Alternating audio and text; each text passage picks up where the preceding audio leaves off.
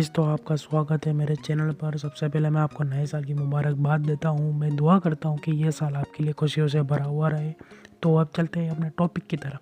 Topic है अपना कि इस दशक मतलब 2010 से 2020 में किन किन कारों ने कहा अलविदा, मतलब कि कौन कौन सी कारें डिसकंटिन्यू हुई है। इनके डिसकंटिन्यू होने का ज़्यादातर कारण ये है कि मतलब कि कंपनी की लो सेल होती है, उसकी वजह से ये डिसकंटिन्यू कर देती है। या फिर दूसरा कारण ये होता है कि मतलब कंपनी को अपनी दूसरी कार की सेल बढ़ानी होती है या दूसरी कार को मार्केट में लाना होता है, तो इस गाड़ी को डिसकंटिन्यू कर देती है। तो वीडियो की शुरुआत करते हैं भारत की सबसे बड़ी कंपनी की तरफ। भारत की सबसे बड़ी कंपनी है मारुति सुजुकी, जिसका मार्केट में शेयर है 50% और इसकी कार आती थी ए स्टार, जो 998 सीसी के पेट्रोल इंजन के साथ अवेलेबल थी और मैनुअल और ऑटोमेटिक दोनों ट्रांसमिशन में आती थी। ये गाड़ी लॉन्च हुई थी दिसंबर 2008 में और डिसकंटिन्यू कंपनी ने कर दी इसको फेब 2014 में। ये गाड़ी मार्केट में सिर्फ 6 साल रही और इसकी प्राइस, जो लास्ट रिकॉर्डेड प्राइस थी, वो 3.82 लाख इंडियन रुपीस थी और इसके डिसकंटिन्यू करने की कोई ठोस वजह पता नहीं है। अब जो नेक्स्ट कार है वो मारुति सुजुकी की जेन स्टीलो है, जो लॉन्च हुई थी दिसंबर 2006 में और डिसकंटिन्यू कर दी गई फेब 2014 में। और इसकी जो लास्ट रिकॉर्डेड प्राइस थी, मतलब लोअर वेरिएंट की जो प्राइस थी, 3.68 लाख एक शोरूम दिल्ली के हिसाब से। और ये 998 सीसी के पेट्रोल और सीएनजी इंजन के साथ दोनों में अवेलेबल थी और मैनुअल ट्रांसमिशन के साथ आती थी और ये मार्केट में 8 साल तक अवेलेबल रही।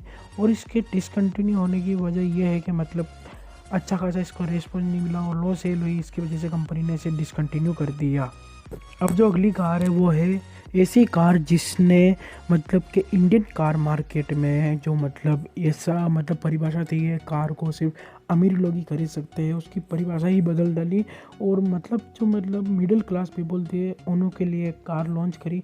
वो थी मारुति सुजुकी 800, जो लॉन्च हुई थी 10 दिसंबर 1983 में और डिसकंटिन्यू कर दी गई जैन 2014 में। और डिसकंटिन्यू करने का भी ये कारण था कि जो अल्टो 800 अभी मार्केट में अवेलेबल है उसकी सेल को बढ़ाने के लिए, और इसकी जो मतलब प्राइस थी जो 48,000 रुपये थी और इसका इतना क्रेज़ था कि मतलब भारत की जनता इसके लिए 1 लाख रुपए तक देने के लिए तैयार थी। और जो मतलब 2014 में इसका जो मॉडल था डिसकंटिन्यू हुआ, उसकी प्राइस थी 2,19,000 रुपये एक शोरूम दिल्ली के हिसाब से और इसको टोटल मार्केट में रही 31 साल तक। और इसका ना जो इंजन मिलता था वो 796 सीसी का पेट्रोल एलपीजी इंजन मिलता था और मैनुअल ट्रांसमिशन के साथ अवेलेबल था।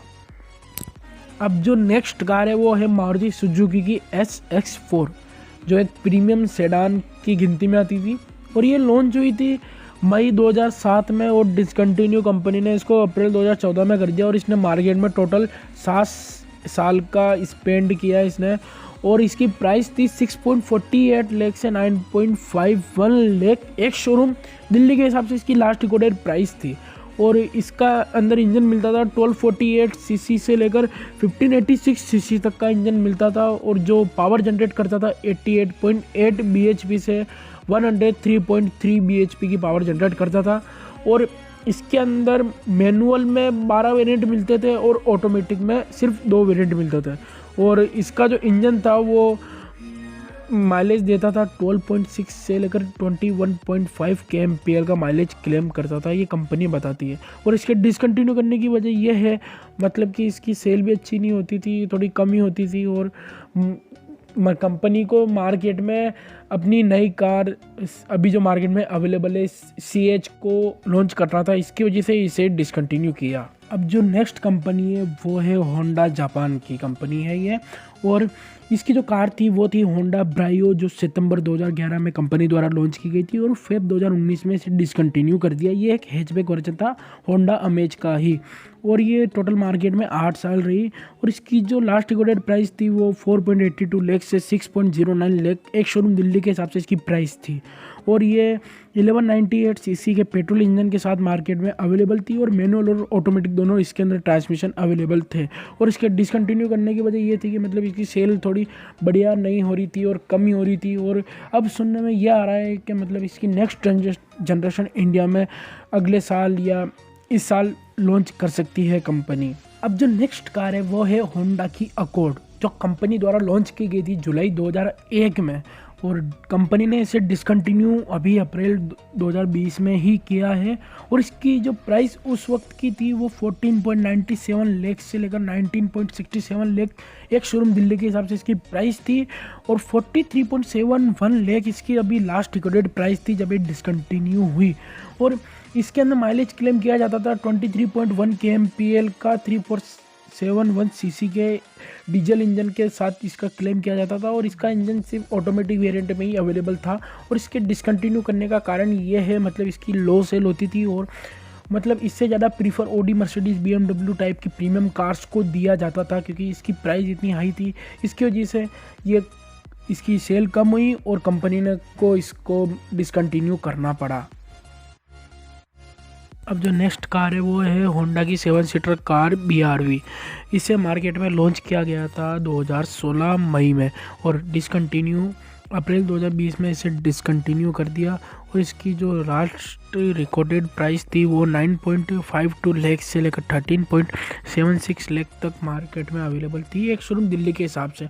और ये सिर्फ मार्केट में 4 साल अवेलेबल रही, और 21.9 kmpl का इसके अंदर माइलेज क्लेम किया जाता था, और 4098 सीसी का इसके अंदर इंजन मिलता था। इसके डिसकंटिन्यू करने की कोई खास वजह हमें पता नहीं है।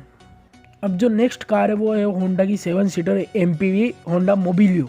ये लॉन्च की गई थी जुलाई 2014 में, और इसे डिसकंटिन्यू कर दिया गया मार्च 2017 में।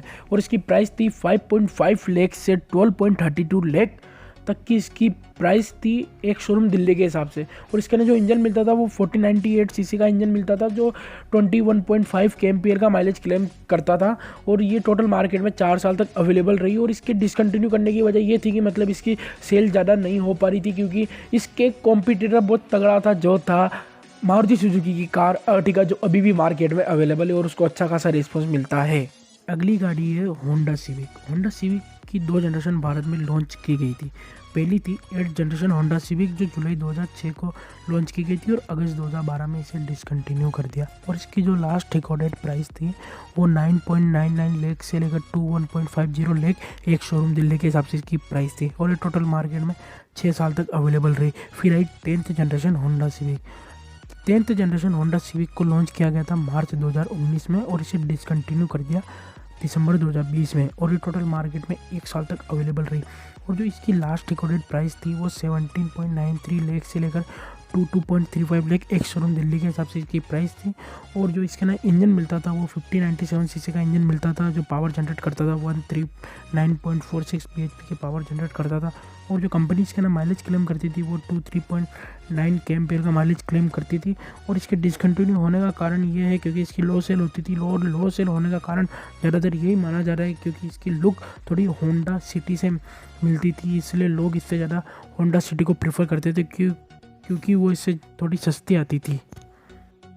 अब जो नेक्स्ट गाड़ी है वो है होंडा की 7 सीटर कार CR-V। इसे लॉन्च किया गया था नवंबर 2004 में, और इसे डिसकंटिन्यू कर दिया गया दिसंबर 2020 में। और इसकी जो जब लॉन्च की गई थी तब इसकी प्राइस थी 22.65 लाख एक शोरूम दिल्ली के हिसाब से इसकी प्राइस थी। और जब इसे डिसकंटिन्यू किया गया 16 साल बाद तब इसकी प्राइस थी 28.67 लाख से लेकर 29.49 लाख एक शोरूम दिल्ली के हिसाब से इसकी प्राइस थी।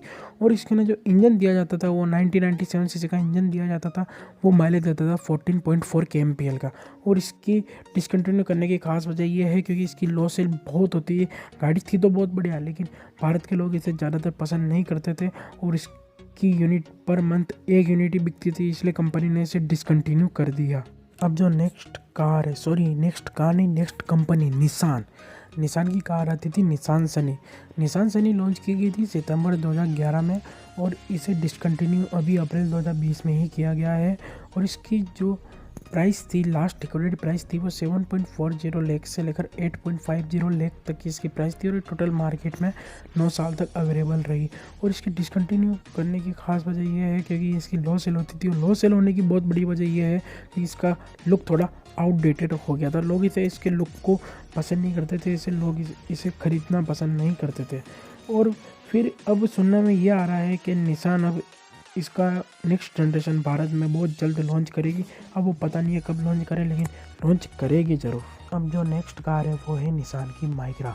निसान ने माइक्रा को लॉन्च किया था जुलाई 2010 में और इसे डिसकंटिन्यू अप्रैल 2020 में कर दिया। और इसकी जो लास्ट रिकॉर्डेड प्राइस थी वो 6.62 लाख से लेकर 8.12 लाख एक शोरूम दिल्ली के हिसाब से इसकी प्राइस थी और टोटल मार्केट में 10 साल तक अवेलेबल रही। और इसके अंदर जो माइलेज क्लेम किया जाता था वो 23.19 के एम्पेयर का माइलेज क्लेम किया जाता था 4061 सीसी के इंजन के साथ। और ये दोनों वेरिएंट में मतलब दोनों ट्रांसमिशन में अवेलेबल थी, ऑटोमेटिक और मैनुअल ट्रांसमिशन दोनों में अवेलेबल थी। और इसके डिसकंटिन्यू होने की कोई खास वजह पता नहीं है। और अब सुनने में ये आ रहा है कि निसान अब नेक्स्ट जनरेशन माइक्रा को बहुत जल्द भारत में लॉन्च करेगी। अब वो टाइम पता नहीं कब लॉन्च करेगी, लेकिन करेगी ज़रूर।